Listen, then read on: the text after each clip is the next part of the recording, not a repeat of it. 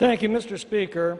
What a sad and ominous way to begin the 117th Congress. Hasn't this body done enough in the last session to divide our country and abuse our Constitution without carrying that damage into the new session? The 25th Amendment specifically addresses the incapacity of the President to discharge the duties of his office. It was never intended as a political weapon when Congress doesn't like the way he discharges those duties. Now, I've read that speech.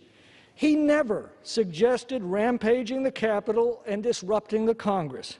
He urged them to, and this is an exact quote, peacefully and patriotically make your voices heard.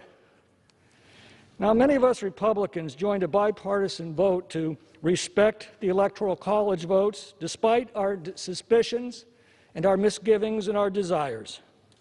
We did this because the Constitution commanded it and our institutions depend on it.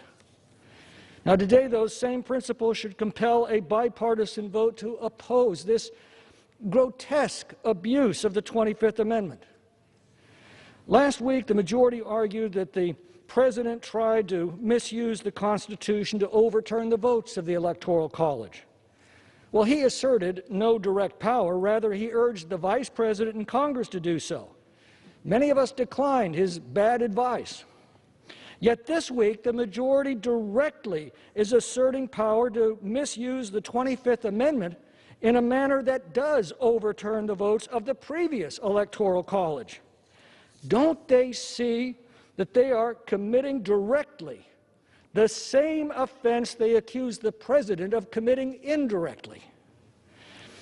Every act we take builds a precedent for future acts. Once Congress asserts this new role as armchair psychiatrists and a new power to equate intemperate speech with functional disability, the most important pillars of our government, stability, the rule of law, and the separation of powers, will fracture. It won't affect this president, but it will stalk future presidents from this day forward. For their sake, please don't do this. Yield back.